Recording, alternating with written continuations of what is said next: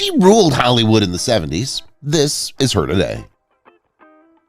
Many of the starlets who starred in films in the 1970s were described as beautiful, talented, and iconic. They'd sell out movie theaters and put their posters all over the place. However, lots changed since the 1970s, including these young ladies. Let's see how they've evolved since then. Candice Bergen.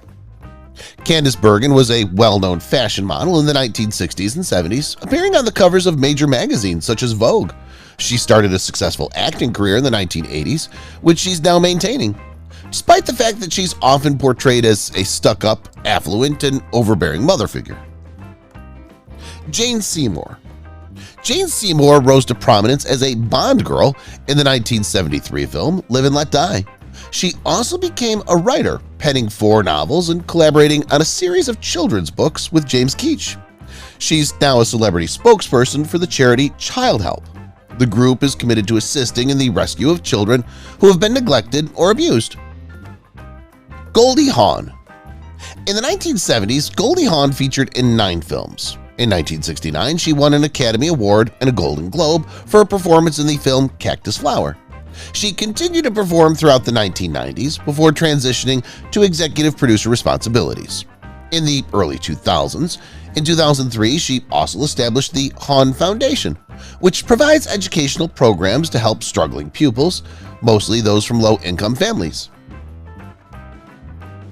Pam Grier.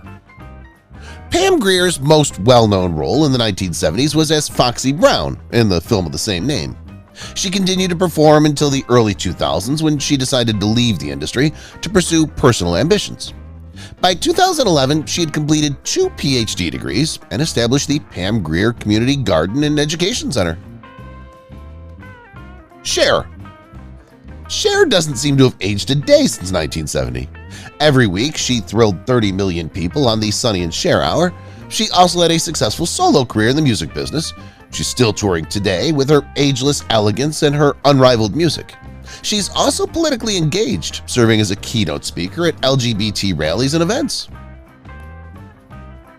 Bo Derek.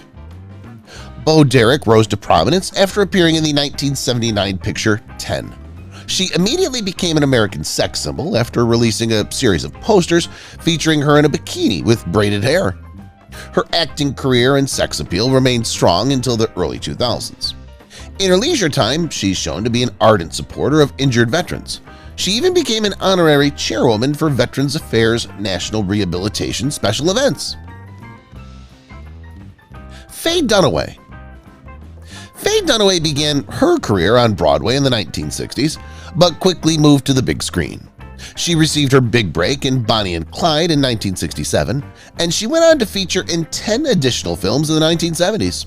She's managed to stock her trophy case with severe acting accolades throughout the course of her career.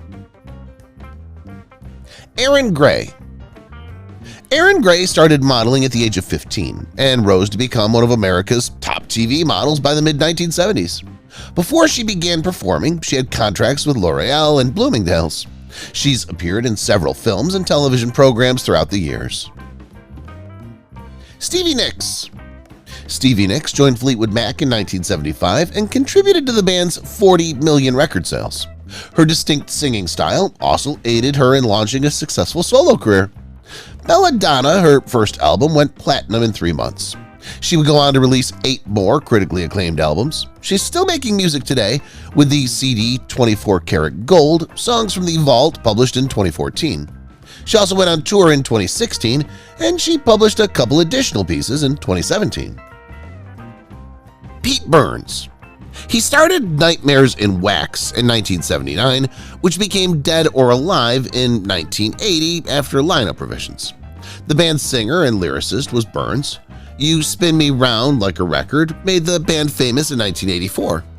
After finishing 5th on Star Big Brother 4, Burns became a British star. He hosted many reality series. He was notorious for his ever-changing androgynous look, which he readily confessed was extensively transformed through cosmetic surgery that bankrupted him and created health issues later in life. Jacqueline Smith.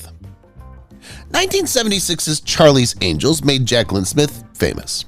Since then, she's largely done TV movies and series, including several notable roles on CSI, Crime Scene Investigation, and Law & Order Special Victims Unit. She started a wig company in 2008 and a clothesline in 1980. She encouraged celebrities to start their own companies instead of promoting others. Sally Field. The Girl with Something Extra, 1973-74, made Sally Field famous. In the late 70s, she moved to film. Norma Rae earned her an Oscar in 1979. Field has been a vocal feminist for years. She's on Vital Voices Global Partnerships Board. Dolly Parton. Her music career started in the 1960s. Jolene was her first 1970s chart stopper.